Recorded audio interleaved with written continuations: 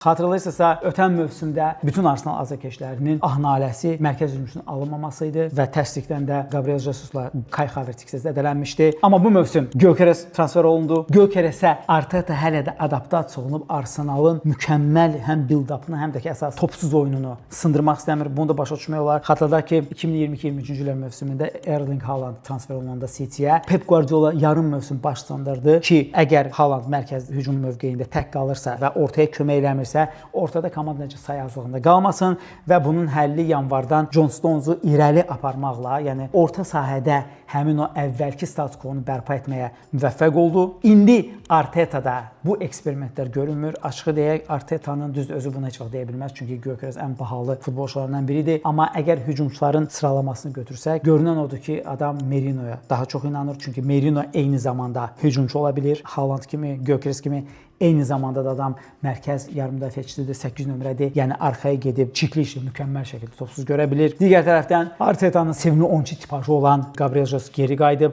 Kai Havertz geri qayıdıb. Belə görünən odur ki, əgər iyerarxiyanı düzsək, hələ ki Gyökeres sonuncudur. Amma hər halda razılaşaq ki, Gyökeresin olmamasından da daha yaxşıdır. Amma hələ ki birinci mövsüm adam gözləntilərin altında futbol nümayiş etdirir və Arteta da ona uyğun adaptasiya olmağa tələsmir. Komandanın ən böyük dilemalarından biri Eze ilə Odegaard arasında olan dilemadır. Çünki komanda əgər sırf avtobusu dağıtmaq istəyirsə, burada Eze çox effektiv metoddur. Amma Eze'nin də sevdiyi mövqəsində buradır. Hardasa sol yarımcinah və mərkəz. O burada sərbəstlik istəyir. Amma Odegaard olanda hardasa onlar bir-birinə mane olur. Çünki Odegaard da sağdan mərkəzə girməyə meyilli olan oyunçudur və çox vacibdir ki, əgər futbolçu bu zonaya girəcəksə, artıq bu zonda heç bir futbolçu olmasın ki, rəqib oyunçu man-markinqlə həmin zonanı doldurmasın. Və bu halda əlbəttə ki, Arsenalın sol cinah müdafiəçisinin Calafiori'nin çiyinlərinə çox böyük yük düşür. Hansı götəsində mükəmməl şəkildə gəlir. Digər tərəfdən Eze'nin daha bir problemi ondan ibarətdir ki, əgər Eze sol cinahda nominal olaraq başlayırsa, bu zaman Declan Rice'in çiyinlərinə əlavə çəkiliş düşür. Declan Rice o ən yaxşı bacardığı link-up oyunçusu olmaq, mövqe rotasiyası eləmək, Zubimendi, Odegaardla onun əvəzinə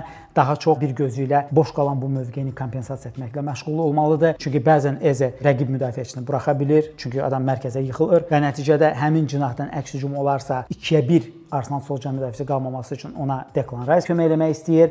İdealda əlbəttə ki, Eze'nin təmizləyici işini ən mükəmməl şəkildə Zubimendi edə bilər, amma yenə də o Arsenalın mükəmməl balansını pozur. Çünki Arsenal bu mövsümün əvvəlindən PSG-vari mükəmməl rotasiyanı uğurlu şəkildə edir. Arsenal azarkeşləri necə fikirləşirsiniz? Bu çətin çempionluq yarışından bu dəfə üzaq çıxa biləcəksiniz, yoxsa köhnə Arsenal?